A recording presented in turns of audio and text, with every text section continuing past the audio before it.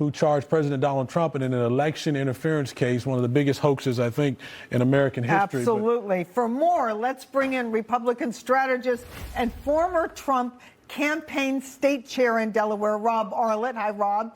And Republican strategist and managing director at Nestpoint, John Thomas. Glad to have you, John. And we're also joined in studio by our special guest, Newsmax contributor Deneen Borelli and Newsmax contributor Dr. Tom Borelli. What a panel, right? Good morning. Indeed. Good morning. So, Rob, we know that there is some DOJ activity surrounding Fani Willis, although it's not known exactly at the time if she's the actual target of this inquiry. What do we know, and do you think we're going to see charges coming forward, and do you think this is justice? Well, yes, I would just say justice needs to be just that. It's got to be justice. And, and I was thinking about as we were heading into this segment here, you have to realize that it was the Democrats, when Trump came down that escalator in 2015 in New York, he was formerly one of the Democrats. He was.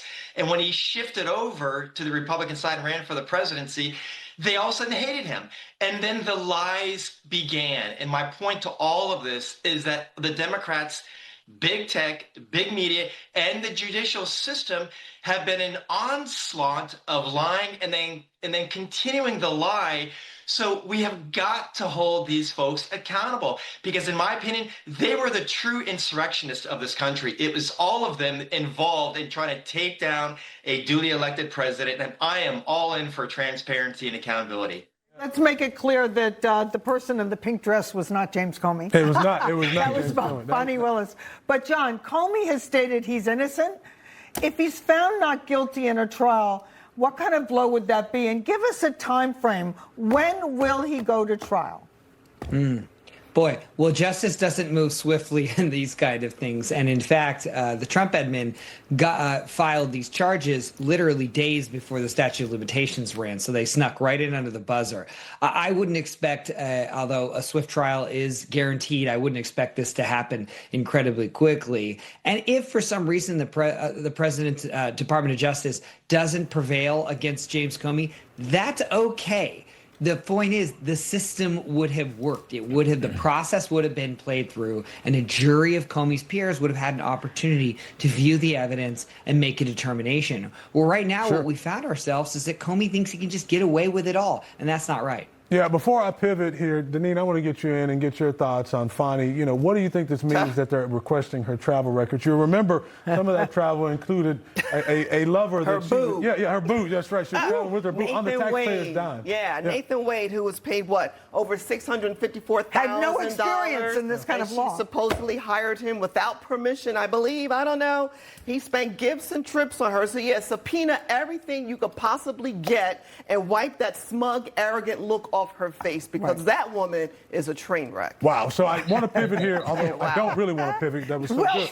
But how do you really feel, Deneen? Yeah, no doubt. Now, it has been reported by some outlets that the FBI told members of Congress that the agency sent 240 plainclothes agents to January 6th, despite previous denials. Now, President Trump weighed in on Truth Social yesterday, saying, in part, I want to know who each and every one of these so-called agents are and what they were up to on that historic day.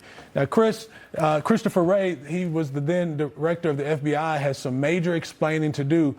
Rob, what's your reaction to this story? Again, it's another fake and false narrative. The Democrats are so good at it, to be very honest with you. They're really, really good at it because they're all in on the lie. And for me, we all knew that was not an insurrection. Again, the Democrats have been trying to insurrect this country for a decade, over a decade now.